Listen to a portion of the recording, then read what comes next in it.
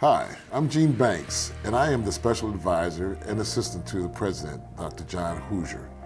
How I came to being here was the fact that one time I was at a luncheon, and I was coming here to visit Gastonia in concerns with the baseball team.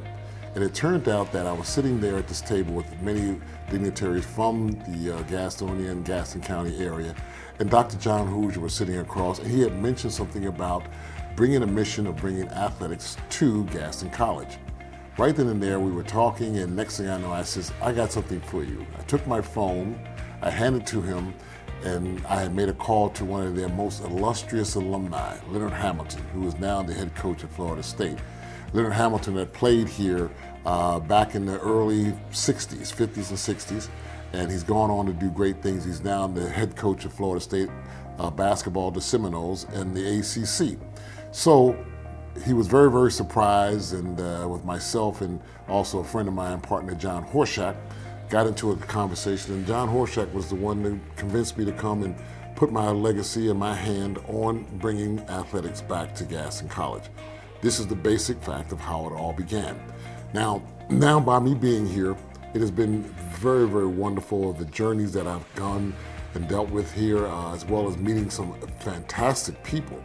Gaston College has some amazing educators and some amazing people that have worked here without athletics. Now we brought in some people like Sean Doty, who has done a fantastic job with the baseball team, where at one time he was just working at a batting cage. But he also has the history and credit of working, making Justin Verlander one of the Cy Young winners. Then we brought in a Dickie Nutt, who has a history of certain things as far as his family.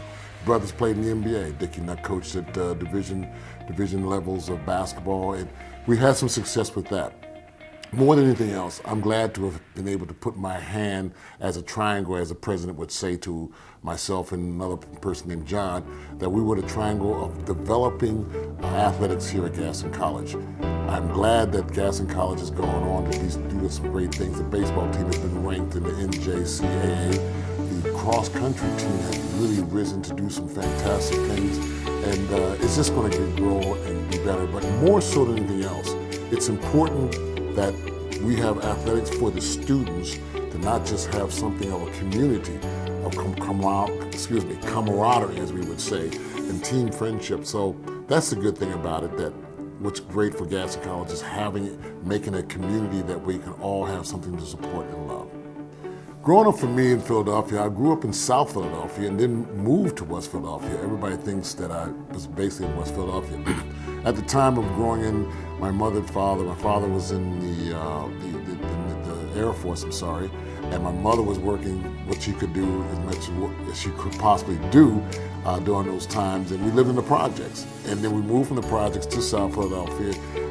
Each time it got better and better as far as job situations. And I spent some time living with my grandfather, who was the greatest hero I've ever had in my life. And more than anything else, what he has done is instilled in me the love of people, the love of God, and just going forward and making sure that life will continue to be better for me. Never strive for, what I would say, you want to strive for excellence, but you don't want to strive for stupidity.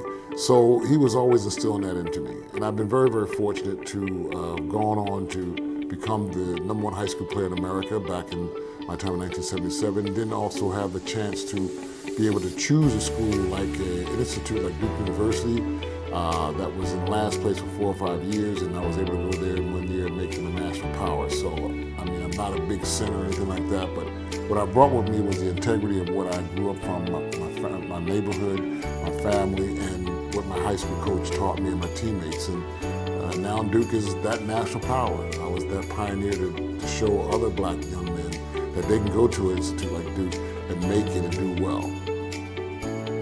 I got into sports. I didn't really like basketball. I was more of a baseball and track and field type of guy when I was a young guy. I would say maybe 9th and 10th grade.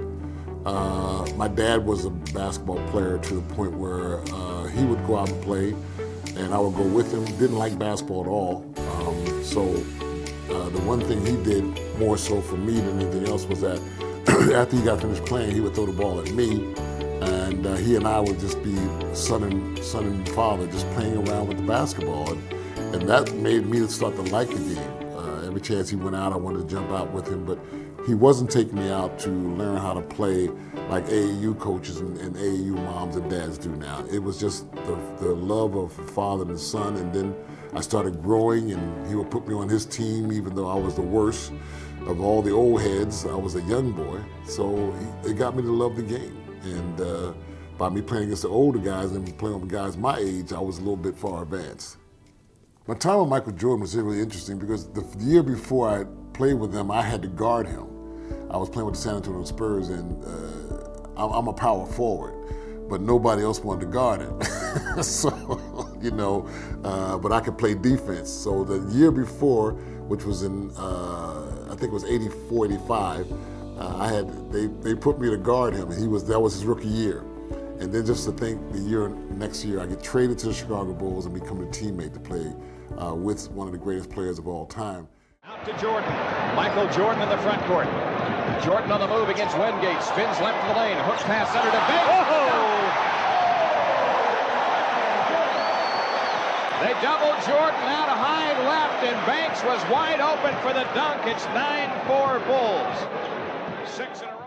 And the one thing I learned about Michael Jordan that was fantastic and that people don't really know, Michael Jordan practiced his game. When he was at practice, he played practice like it was the last thing on earth.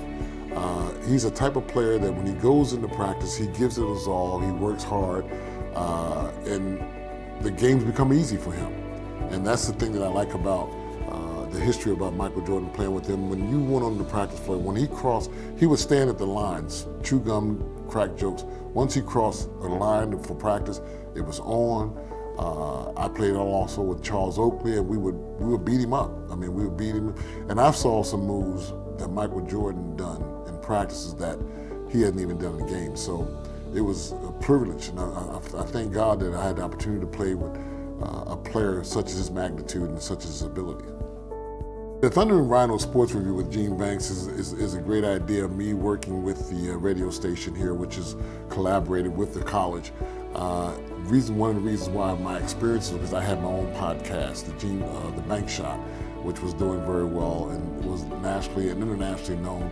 And the president and I sat down and talked about shifting from athletic director to being his advisor, as well as taking on with the WSGE radio station and help with that. And then we came up with an idea, Cathis Hall and Reagan Brown, we all sat around and we came up with the idea of having the sports program added to the radio station.